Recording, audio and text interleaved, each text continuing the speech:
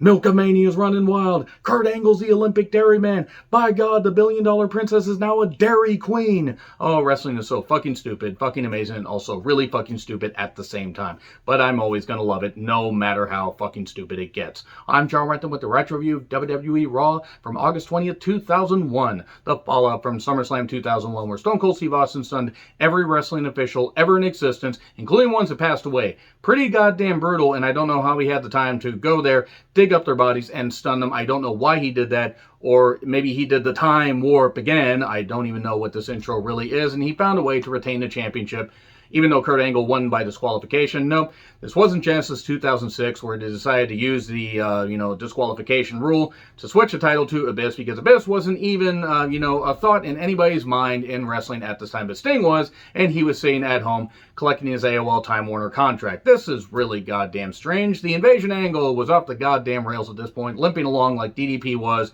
on the show, because he was selling the whole SummerSlam steel cage burial. It was a fucking goddamn burial. And then he got to face Sarah just to have his legs completely cut out from under him. It was so fucking brutal. So yeah, they're in Sacramento, just down the road from San Jose. I assume. I don't know much about California geography, but I imagine it would be a long walk, but probably a quick drive, except for, well, California traffic. So Austin and Deborah arrive, and the Alliance are there celebrating with them, like, yay, you won the championship and everything. You beat up all the officials and did all that. Nick Patrick screwed you over, and Terry's suddenly there in the Alliance, just for some reason. She stole Moppy from Saturn and was like, okay, I'm just going to join the Alliance, because why the fuck not? What else are you going to do with Terry? I mean, oh, well, at least they didn't put her in a miscarriage yet. Oh, they did that about 2.5 years ago, and it was really shit. Fuck Ed Ferrara and Vince Russo for ever booking that.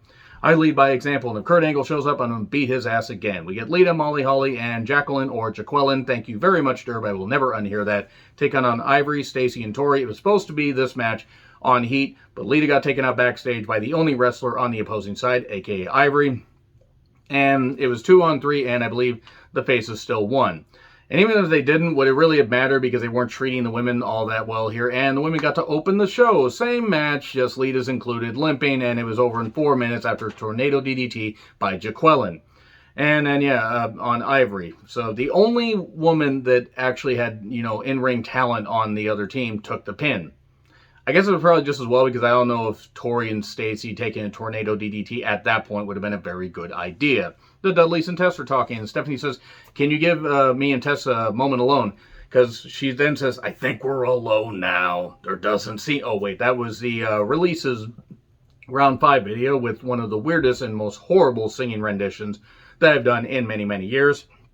Get ready for more singing renditions. Why? Because I might as well make these videos as goofy as possible. So she says, Test, I know that, we were engaged at one point, but we were kids back then. It was literally 2 years ago around this time that there was the love her or leave her thing. I know that 2 years can, be over in a flash. Hence the Flash saying, fastest man in the world. Probably explains why you can't get a date, says Hawk Girl. How did they get that by the censors for a kid's cartoon? So basically, says, we were kids back then, and like, let's let bygones be bygones, and you take out Jericho because Rhino couldn't get the job done, and he says, Steph, you're a witch, you're a bitch, but you're a real bitch. I will take out Jericho tonight. And then The Rock shows up to celebrate his WCW title win, and then how he took Booker T to school and everything, and that, you must feel like you're 2 feet tall, and that brings out the midget Booker T, and look, I understand what they were trying to do, but this segment went on a while. It went on a long time. And there was some bad comedy and sucker talk and everything. And I admire what they were trying to do. But even the crowd was kind of like, what the fuck is this? We like The Rock. This is not good. And the midget Rooney and more bad dancing. Why is this happening? Heyman said. And that was a good question. I was asking that even back when I watched this when I was 20 years old. My God, time really does fly. Time flies like an arrow. Fruit flies like a banana. So, Lance Storm shows up to salvage this, mocks the bad comedy and everything, so no one enjoys a good laugh more than I do. Why that line makes me laugh, I have no idea. Probably because Lance Storm is fucking hilarious. And then he challenges him for the title tonight. And he says, who in the blue hell are you? Rock says, well, it doesn't matter. I can tell what you're saying. I accept the match. And then he super kicks the midget. Okay. Well, we're supposed to feel bad about that. Then the APA, Sky 2 Hottie, Spike Dudley, and Shoguns, Big Show and Billy Gunn, took on the Dudleys, Palumbo No Hair, Tommy Dreamer, and Hugh Morris. This was a 12-man tag snore fair. It wasn't very good, and it was over in about 5 minutes. Chokeslam the Dreamer, 1, 2, 3. The entrances, I think, were longer than the actual match. So Hurricane, then they're doing Stone Cold Appreciation Night. They do pre-tapes. He talks about superheroes. Now Austin is his new superhero. Sarah then is warming up to face DDP.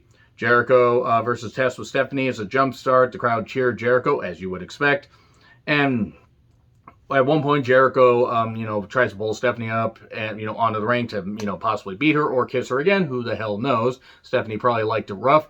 And then Rhino came down and Jericho battled with him. He got back in the ring chasing Stephanie. Big boot from Test. 1, 2, 3. Test got the job done, and I believe Rhino and Jericho would have a match at Unforgiven to finish off that feud that pretty much was done at SummerSlam, if we're being perfectly honest. But anyway, we then get Edge. He's a happy IC champ. Christian keeps saying, we won the King of the Ring. We were tag team champions. We won the King of the Ring. And we won the Intercontinental Championship, this kind of stuff, and he's going to win the European Championship from Matt Hardy. Stasiak then does a bunch of takes talking about how Steve Austin inspired him. We're live, pal.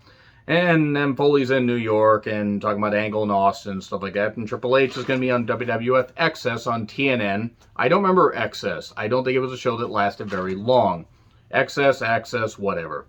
Lance Storm took on The Rock in a match that was fine. It was short. Rock bottom, 1, 2, 3. Now, I don't know, 4 or 5 minutes at the most. Little Booker's back. He trips on Lance trying to do the people's elbow, and then Rock tells him to do the short people's elbow, the little people's elbow.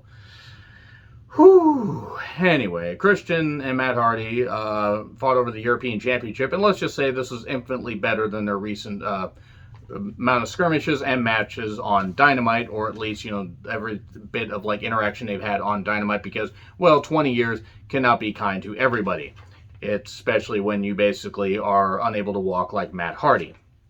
So, it was what it was. We get the referee being tossed around a little bit because Christian's trying to cheat and then gets hit with Twist Fate 1, 2, 3. And this would pretty much cement Christian beating Edge, I believe it, Unforgiven soon after. And then he would win then he would lose the championship at No Mercy. I might be crossing that a little bit, but I know that Christian didn't hold the Intercontinental Championship for long. And then Booker arrives at the arena, and he's getting, laughed at because of the whole midget thing. DDP then says Sarah wants to be with him, and that, sometimes you got to pay the price to fulfill the fantasy. Can't imagine why DDP was uncomfortable about this. And Michael Cole was just looking like, well, thank God I'm not going to be slammed up against the wall by a wrestler. Oh, about that. So anyway, Regal then tells Booker about the whole midget thing, and it was fucking hilarious. And Booker's like, why are you laughing, Tajiri? Fine, I'll take you on. I won't even need to change out of my clothes. And he doesn't. He mauls Tajiri, kicking him with his street shoes, and ends up shoving the referee to get Tajiri the win by disqualification, but then scissor kicks him, and he's all upset and angry. And then Taker says to Sarah, well, if you're sure you want to do this, I want to see you kick his ass. And then DDP limping to the ring, selling the whole burial at SummerSlam. My God, that was such a fucking burial. He took on Sarah in a match where it was the first shot, and she slaps him and then tries to slap him again. Then he shoves her down. The match never gets started, though, but Sarah distracts the referee, Earl Hebner, and Undertaker attacks him outside, hits the chokeslam, and then throws him in the ring. The bell rings, and Sarah does the Undertaker cross pin, 1, 2, 3, and DDP is effectively neutralized for good in WWE. And that's a shame, because they could have done something. WCW's People's Champion versus WWE's People's Champion, Rock versus DDP. That would have been cool to see. But no, they had to do a stalker angle and basically neutralize him. The only one they couldn't neutralize out of this whole thing was RVD. It even took a while to build Booker back up because they kind of just, kept knocking him down. So anyway, Stone Cold Appreciation Night. The Alliance arrives. Heyman pumps up Austin and everything. It's very uncomfortable to watch him pump him up. Let's hear it for Heyman. And then JR he's taking the piss out of this and knock it. JR had some great lines here. He just, what the hell's going on? What in the hell is a Green Lantern? He said about Hurricane giving Austin his vintage Hurricane, or his vintage Green Lantern shirt.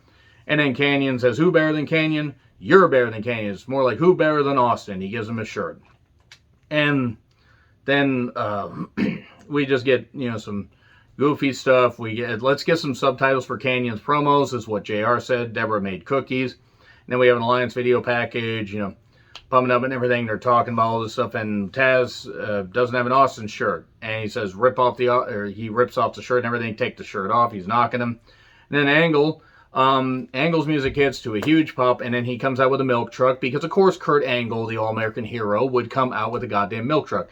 Because this is a fun way to recreate something, because Austin did the beer truck thing just before Mania 15, and now about 2.5 years later, almost 2.5 years later, they're doing the same thing, but at least this was it was fucking ridiculous, but he was doing it, he was spraying him with milk and everything, you know, Kurt Angle, the Olympic dairy man.